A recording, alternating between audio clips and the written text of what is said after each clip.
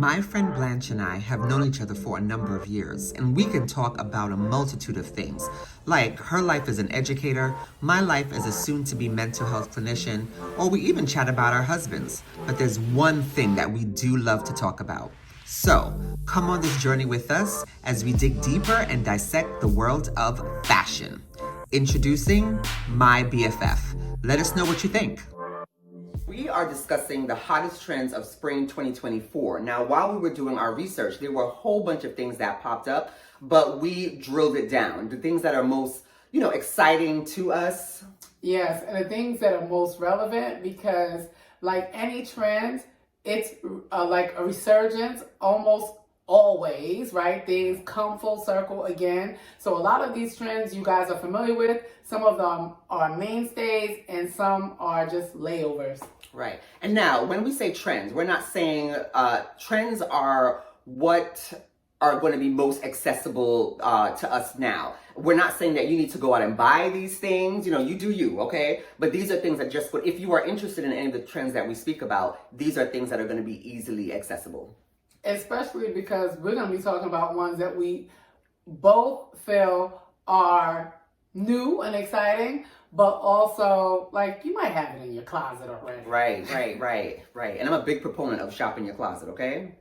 All right, so number one for me are metallics. Now, you guys know metallics, anything with zhuzh is me, all right? Now, silver is still on trend, okay? So I'm more of a gold person. I think you are too. Yes. But silver is it. I think with, Beyonce's Renaissance tour. And I know we've heard it all. Just Beyonce. So silver is still going to be in. Silver pants, silver accessories. Today I even saw a silver blazer. It had like this nice iridescent sheet. Oh my goodness. So that's going to be in my cart soon, okay? Is that the Gucci blazer? No, it's from Express. So even more affordable. That's up my alley. Okay, one of the trends that I've heard a lot about, and I'm not quite sure what I feel about it just yet. I think it's really cutesy, but I don't know if it's going to be something I would do. And it's the sheer frilly socks with heels. And I see so many people doing it currently, but I also saw people do it last year. I saw some fashionistas doing it last year, not just with like boots that are sheer, but sheer knee-high socks, short frilly socks with bows and polka dots and different logos, Gucci, Fendi, and high heels. So it's kind of like the sock is an extension of the shoe, and sometimes you can mistake it for a boot, but it's actually a sock in a sandal or a stiletto. Oh wow. I don't know. I do like it, and although I don't, subscribe to age-related things, I just wonder how it would read on a more mature, client or a more mature fashionista, let's say. How would that read? I don't know. Because I feel like I've been there, done that with the socks, the sheer socks and that's why I'm not sure how I feel about it. I've seen it look good on other people, but just because things look good on other people doesn't mean I need to adopt it. Exactly. But then I also saw it on the runway, so I'm thinking, okay, we can see how we can make that work, Yeah.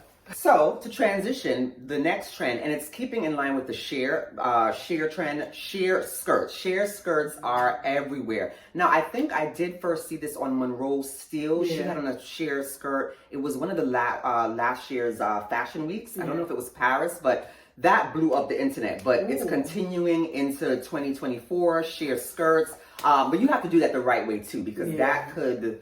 that could go with that. Right? Yeah. It could come off cheesy if you don't do it right. Right. But it could also be very sexy and very chic. And I'm definitely here for that one. This wasn't one of my trends or, one of the trends that I highlighted. But since you bring that up, I read in Vogue about 2024 trends. And they made mention of sensual business. Sheer work attire. I could see that. And I was like, oh my God, that sounds so just because I'm here for sexy. I like sexy, sensual. And it was obviously appropriate, but very sheer, button down. Okay. Of course, they would have to like have garments Right, underneath, right, but just like it was like really, it was fashionable. It was fashion. It looked really good. And you wouldn't think that you could get away with wearing something like that when you think like sheer at work, depending on what type of sheer it is. But yeah. I was going to say that, can you imagine like a work after work event and you have something like that on and just kind of... Throw your blazer. Right.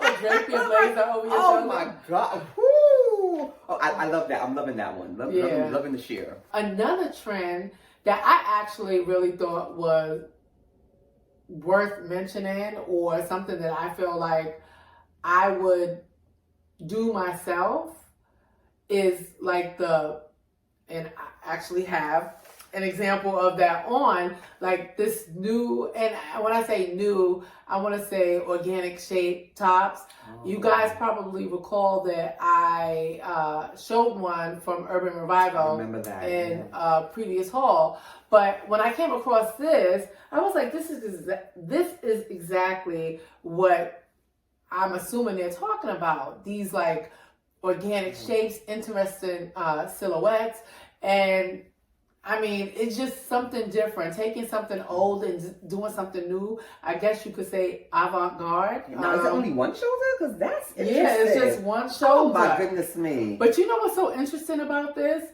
I find that they're so, and like I said, it's not just current, which is why I was like, come on, these things have been around already. Right. Mason Margiela does it. McQueen has been doing it for a long time. What? That's very true. Awake Mode does it. Yeah, I'm not familiar with a lot of Awake Mode. Yeah. Okay. And I showed a coat that I recently purchased to mimic this Jack Moose wool coat with the exaggerated sleeves. They're like bold sleeves. See, that I like. And that's a trend I could absolutely get into, because some of these shapes, like, they're so dramatic, so overly done. So of course we know the poofs, but these poofs and these like silhouettes where the sleeves are concerned is just like so like overdone. It is gorgeous, absolutely gorgeous. You think it's almost like maybe avant-garde for like the regular, not I don't want to say regular, but for the everyday, girly or fashionista. Exactly, because like, I mean, this is just a simple example. Some of those items are absolutely ready to wear. Right. Some of it you might be like, okay, that's a little too much to be, carrying in the street. But I think the right person could carry it. Okay. You know what I mean? Right. It could be a look. Yeah. I mean, look, you're carrying it right now. It's one sleeve. Hello. Right? The next trend we're going to talk about is kitten heels. Now, I know we're both a fan of. I know it. Yeah. Actually, how are they on trend? Like, where did it go? I feel like I've always had a kitten heel in my wardrobe. My theory is that you have some people that don't like kitten heels, right? Okay. And sometimes people try to attribute kitten heels to the grandma category. You know what? Right. And so people are like, oh, they're not in right now. But obviously, we like kitten heels. So to us, it's kind of like and remember, you can get a tough boot that doesn't necessarily need to be like sky high, right? You don't have to be walking on stilts. But I feel like because we feel like they are acceptable and fashionable, especially when you can find a gorgeous kitten heel boot. Or sandal. Sandal. Yes. Ooh, it's like, well, they never went anywhere. Right. We have always included them in our wardrobe, so. And I think with a pair of slacks too, I don't know, I find them very sexy. You could really, sex it up, right? I do. I totally agree. For work, for going out, and you want to be comfortable as well. I mean, hello. Also, I want to say, I think that there's a difference between a kitten heel like a deaconess would wear and a kitten heel that we would wear. Right, it's obvious. It's not the same. It's not in the same category. You think that's what it is? Maybe people they have that connotation of maybe like a church look. Which is interesting because the Chanel slingbacks have that like grandma heel, and people love those. I'm not a fan of those Kitten Me Heels per se, either. but So how are those acceptable? Maybe right, I think Chanel. I was gonna say, yeah. Sometimes the name just because that's a chunky heel that neither one of us are here for. Okay, so the next trend we're gonna talk about is color. So there were a couple of colors we saw that were gonna be big for the season. Most notably red. We know that red is gonna carry us through 2024. Particularly burgundy like an ox blood, and I know you are a yes, I know you love that, that color. Another one is pink. You got on your pink pants, and I'm a pink girl. I love pink, and then green. That's going to be another big color, which I'm also a fan of. Yeah, so those are going to, and I love the fact that they are bright too, because I'm not really like a neutral girl, so. The color. Exactly. You're very like out there and you love embellishment. You love like statement pieces. Absolutely. We're here for the color. Yeah, exactly. That brings to mind also a lot of what I saw in relation to like this more feminine aesthetic, like with the blush pink and the billowy like dresses. I saw, and this is something that makes me believe that no matter what your budget is, you can access these things because I've noticed, like I mentioned to you earlier, that like Zara is already incorporating some of these like things in. The winter whites, that's also going to be a big deal. Oh, okay. So it looks like they've considered or maybe have a shoe in because they're like, listen, we need our customer base to come back. So they're having those same things. But yeah, keeping in line with that idea of color, they are also matching the fashions or actually complementing the colors. And because when you think about greens and pinks, kind of soft like fashion, not like rough, right. And like,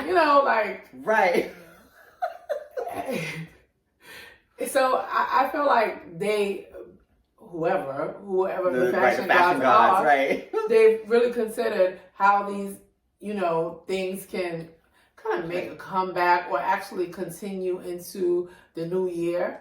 So yeah, I definitely see it in a lot of like dress pieces. I've seen like almost ballet, if you will, like poofed, balloon-like, skirts and dresses, like. Yeah. Actually, there's one on Zara. I just saw it. It's pink with what do you call it? It's kind of like a sleeveless, strapless, and it billows out. Oh my goodness, for a good price too. Exactly, and you know who does something like that almost all the time, which is why I'm saying it's not necessarily new. Okay. Provenza Schooler does a lot of that. Like last season, she had a ton of like billowy dresses, like this voluminous like stuff. Really? Yes. So I'm like, this is not, I don't know if this is actually new or is it just a continued trend. Maybe the color palette, because I remember last year, I think Brown Girl she had on like a black billowy dress, strapless, and the Monroe Steele again. So I don't know if they're keeping the silhouette, right. They're keeping the silhouette, but just making it more girly, changing the color scheme, Yeah. So, in line with that, and I don't know how I feel about this. I mean, not on this body, is what I mean to say. Because I like the style, but I'm like, not on these cheeks. Mod mini. So, it's like that mod style, which I like. Right. But, like, mod mini dresses and skirts. Okay. I could absolutely see. So, so let me say this. I could do a mini. But it's gonna have to cover a lot. It could be, you know what I mean? like I can't. Mod is like right underneath. I know. I think you have to be a certain shape too, like a shirt that flat back. Not to say right. All right, here we go again. Third time's a charm. So yes, like chunky comes to mind when I'm thinking about oversized blazers. But now the trend is, or the idea is that things are more streamlined. So it's not necessarily a new trend or new in. It's like a mainstay, but people are returning to the more tailored silhouettes. Right. Like more fitted to the body. Not too much And sometimes I think sloppy too. When I think oversized, it can be. You have to be careful with the oversized right. suits. I think so. I think mostly a lot of times in my experience, that oversized look only looks good on people that are like pencil thin, right? Because like, I mean, can you imagine like? But I've seen some nice, like, healthy girls. Really? With the with the oversized. Yeah, I have I'm seen surprised. some, of course. Yeah, YouTube. I have. I don't know. Just for me personally, It's just just, do it. I don't know what it is. I don't know what it is. I think I can't carry that look. If it's an oversized sweater or a dress or something, definitely, fine. Definitely. But like a jacket or a blazer, I look like, and it's amazing because I have like a apple head. Like it just seems like it does. It's just unbalanced or something. Yeah, like it doesn't look good on me at all. And that's why I'm surprised that you've seen more, I guess, like voluptuous women. Right. With voluptuous. Yeah, that's the word. You know? I'm sure. Right. Because like I can't, and I'm bottom heavy, but at the top I'm rather small, and I can't. It looks terrible on me. Well, no, I don't know. I was gonna say, do you think that's what it is? Maybe because of a smaller top. Maybe that's why it looks so like Beetlejuice. Sloppy. Like you need more meat. You need more meat on the top to hold it. So maybe like shoulders. Right. Yeah, I think that could be it because, and it may be like age catching up to me, but I feel like my shoulders, even though I've always been small on top, right. I feel like, I don't know if this is even possible. Maybe it's in my head, but I feel like my shoulders are starting to kind of like, not slump, but it seems like my shoulders have kind of like I noticed fell that down. too. Yeah. But I feel like I had a nice. No, I feel that way too. I do. I often look at myself like, wait a minute, girl, what's going on? What's happening in this area? I think you wanted something with that. Yeah. But I don't know. For me either. And before I was top heavy, but even then I just didn't. And I think that's why. That's why I didn't really gravitate to it then, because I was top heavy and it made me look heavy. But even after I fixed everything here, it still looks sloppy on me. I don't know. I even did a haul the other day with I had like a black oversized jacket from Zara, and I'm still playing with it because I like it, but something is. I'd rather it would be tailored. It would be more of that fitted. Did I see that? I think you did. I think because you did comment on it. I think you did. But it looked, maybe on camera it didn't show as oversized as it was. Is it look like something you said you were going to cinch with a belt, or no? Am I making that up? Because I felt like you said you were going to cinch something. I could cinch it, but it was long enough to wear as a dress. So maybe that's why. I do remember now. No, that is...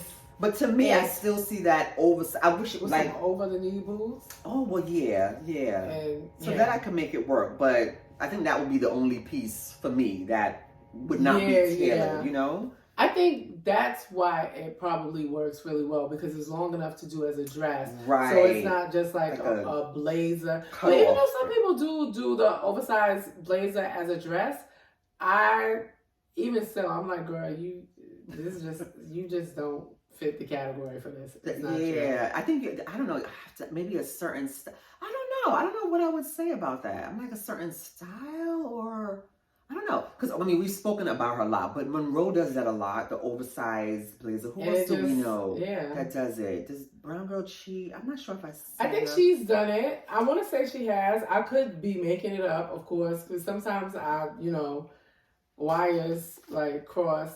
But I've seen a number of people do it, but I feel like everybody that I've seen do it, and I'm like, oh, it looks good, they've been small. I have, which doesn't make sense, because I'm saying up top I'm small. Right. Yeah, I don't know. I really can't put my finger on that one. I don't know. I just feel like it's swimming on me, and it's just like. So, and I like that, like especially when they roll it up, right? Yeah, it looks, and even though I know it can run sloppy, it does to me. The people who do it well, it looks effortless. Yeah. Like, okay, I'm throwing this on. Yeah. But hence, this is why I'm glad that strong suiting is back, because it just works. You know what? I just thought about somebody, and she's not like big, so I wouldn't categorize her, but she's more full figure. Okay. But also petite at the same time. Jesus is going to kill me. What is her name? Naomi T. Grant. She bought like an oversized, and it looked really nice on her. And I would say that she's like curvy or whatever. So I can definitely see it working on more people with meat on their bones. Right. But I don't know. Yeah. So that's why I'm here for the trend. I'm here for the tailored trend. The tailored trend. For my right? personal and style. Even if the pants are like, like flare or, right. At least you have that fitted up top. Exactly. I think that's a nice sleeve with a nice point at the bottom. Right. See, with the oversized blazer and then the flare pants, it's just too much. So we need. I think that's part of the problem also. To bring it in a bit. Like choose one. Right.